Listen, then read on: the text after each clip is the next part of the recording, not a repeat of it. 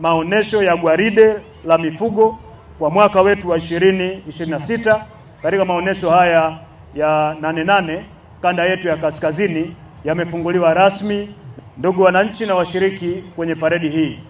kama jinsi ambavyo taarifa imeeleza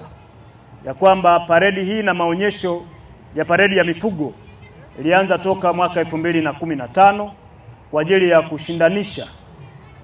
wafugaji wetu namna ambavyo wameendelea kutunza mifugo hii na kufuga kwa tija kwa ajili ya kuongeza uzalishaji mazao ambayo yanatokana na mifugo yote, kwenye nyama, maziwa, lakini pia hata kwenye mifugo kwa maana ya mayai kwa wale wafugaji ambao wanafuga kuku na jamii ya ndege, lakini pia kazi mbalimbali ambazo zinafanywa pia na mifugo. Kwa hiyo ni namna ambayo inaendelea kuleta tija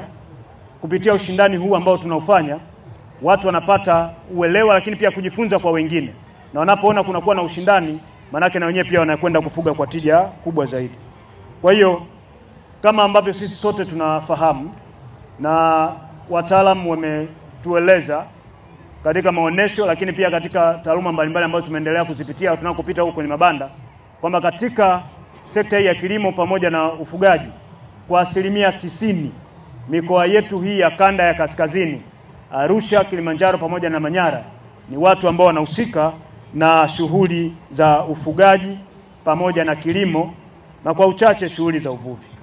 Kwa ndugu zangu, kauli mbiu ya mwaka huu wa 2026 katika maonesho ya 88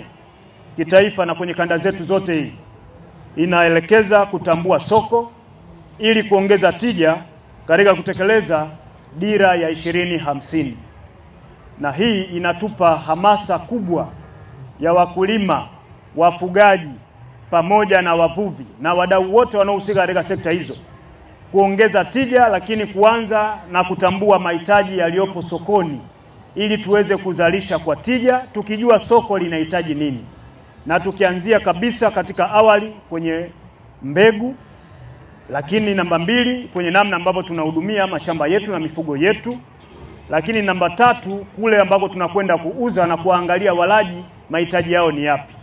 Nimekuwa nikiendelea kuwasisitiza wakulima pamoja na wafugaji,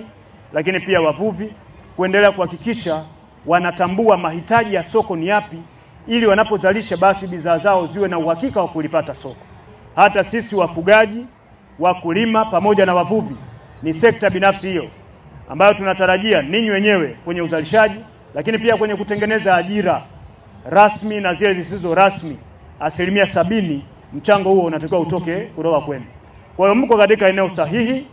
na serikali inatambua mchango wenu huo. Ndio maana dira yetu ya maendeleo ya taifa ya 2050 imeelekeza kuendelea kutengeneza mazingira hayo rafiki ili tuweze kufikia katika hiyo 70% ya uzalishaji na ujenzi wa uchumi kutoka katika sekta hii binafsi. Zoezi hili lilianza rasmi mwaka 2015 likiwa na lengo